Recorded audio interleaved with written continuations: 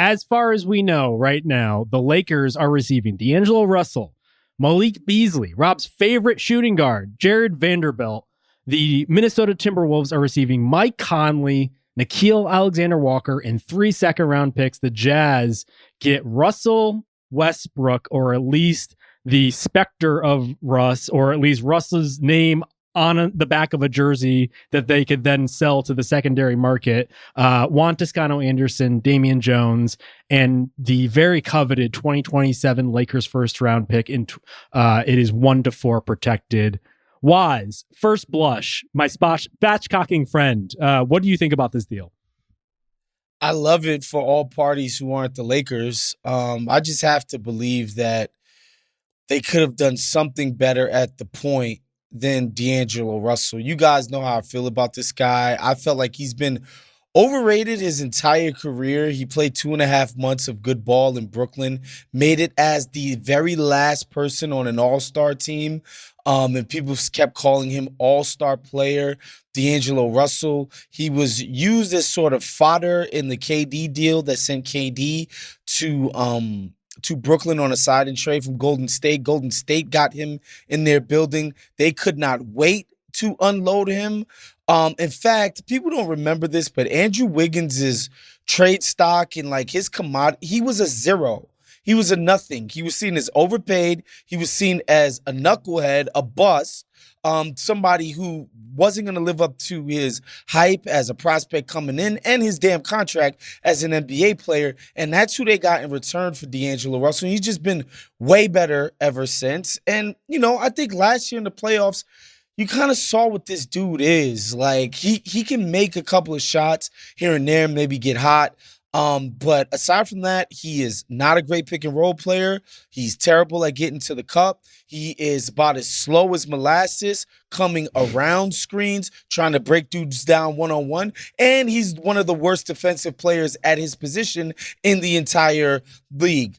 However, the other two guys that are coming in, Jarred Vanderbilt and Malik Beasley, who I like, and I know Justin does too, even though Rob thinks he's a bum, those guys actually make sense as LeBron and AD players. So I like it. And that's another thing with D'Angelo Russell. While he is a better fit than Russell Westbrook is with LeBron and AD, he's still not a great fit. He's just better than Russ was fit-wise. Like, he's That's not something. a great pick and roll player, as we mentioned. He doesn't guard people. Like, a lot of the times it's like, oh, you expect the guys around LeBron just be guarding people, chasing people around screens, maybe switching things, all of that. He's not going to do that. He's not going to generate quality offense when LeBron is taking a break from doing that for the Lakers. He's just a bad fit. He's a bad player. And I think this was just a horrible deal for the Lakers. This turned really quickly. Okay. Well, after all that positivity, maybe we should talk about the downside for the Lakers too, just to balance it out. Now, I do think, look, it needs to be said, D'Angelo Russell, very inconsistent player, has been playing his best basketball this season by far over the last month.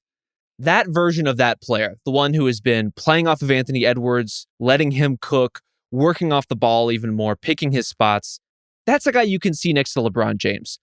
Is D'Angelo Russell going to be that player all the time for the Lakers? Of course not. But over the last month, that guy is hitting 45% of his threes. And that is a meaningful thing for them, especially when, over that same stretch, Malik Beasley is hitting 32% of his threes. So, shooter in theory. Well, that's what they have Reeves for, Yes. I would say two shooters in theory and a rotation big in Jarred Vanderbilt. Definitely a team that needed depth is getting some in this deal. Listen, they're not trading for D'Angelo Russell, superstar savior of the Lakers. This isn't the Kyrie Irving trade. And I think it's important to note what the Lakers are giving up in this deal, which is just one first round pick, which actually has protections on it, which is a start from where they usually are in these sorts of negotiations. And Russell Westbrook's expiring contract. Not only has Russ just been toxic throughout his pretty much entire run there, but it seemed like things came to a head last night during LeBron's big game where he caused some sort of kerfuffle with the coaching staff. And so they're getting a lot of useful players for not giving up a lot. And I think that's good enough because, as we've been saying time and time and time again, the Lakers just need stuff around LeBron to be competent. Like, they are not so far away that they need a Kyrie or even like a Mike Conley type, which it would be nice. I don't think they need any sort of major deal here in order to be back into the play-in playoff mix. Well, I want to rewind for a second and highlight the idea of useful players for the Lakers, because I agree. These are three useful players they're adding to the rotation. Now as they're formed, you can see like a 9-man group starting to separate for them. You got LeBron and AD, you got D'Lo, you got Dennis Schroeder, you have Beasley and Vanderbilt coming in, and then like maybe Reeves and Hachimura and Beverly in, to whatever extent you want to play those guys in whatever capacities you want to play them. All of that is well and good.